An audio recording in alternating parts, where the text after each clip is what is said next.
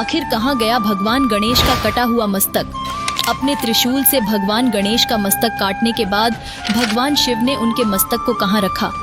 आप ये जानकर हैरान रह जाओगे कि एक ऐसी गुफा जहाँ पत्थरों से निकलती है जटाएं और जहाँ एक ही साथ होते हैं केदारनाथ, बद्रीनाथ और अमरनाथ के दर्शन।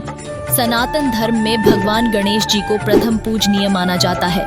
उनके जन्म से ही एक खास कथा प्रचलित है और उस खास प्रथा के बारे में तो आप सब जानते ही होंगे कि आखिर क्यों भगवान शिव ने गणेश जी का मस्तक काट दिया था।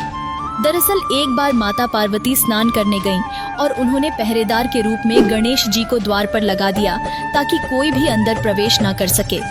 ऐसे में जब स्वयं भगवान शिव का प्रस्थान हुआ तो उन्होंने बार बार उस बालक से हट जाने के लिए कहा क्योंकि उन्हें अंदर जाना था। लेकिन माता पार्वती के कहने पर गणेश जी ने उन्हें अंदर नहीं जाने दिया, जिसकी वजह से भगवान शिव ने क्रोध के वश में गणेश जी का सर धड़ से अलग कर दिया और कहते हैं कि माता पार्वती के कहने पर उन्होंने स्वयं गणेश के शरीर में हाथी का मस्तक लगाया।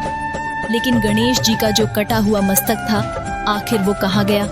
हम आपको बता दें दोस्तों, भगवान शिव ने उस कटे हुए मस्तक को एक गुफा में रखा था। स्कंद पुराण में भी इसका वर्णन मिलता है। यह गुफा कहीं और नहीं बल्कि उत्तराखंड के पिथौरागढ़ में स्थित है। इसे कहते हैं पाताल भुवनेश्वर। यही वो स्थान है जहाँ पर गणेश जी का कटा हुआ सर रखा गया था और आज भी गणेश जी का कटा हुआ मस्तक यहाँ पर मौजूद है। उत्तराखंड के पिथौरागढ़ में स्थित पाताल भुवनेश्वर गुफा भक्तों की आस्था का एक केंद्र है।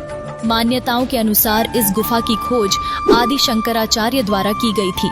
कहते हैं पाताल भुवनेश्वर गुफा में भगवान गणेश की कटी हुई शिला रूपी मूर्ति के ठीक ऊपर 108 पंखुड़ियों वाला ब्रह्म कमल सुशोभित है और इस ब्रह्म कमल से भगवान गणेश के शिला रूपी मस्तक पर जल की दिव्य बूंदें टपकती रहती हैं।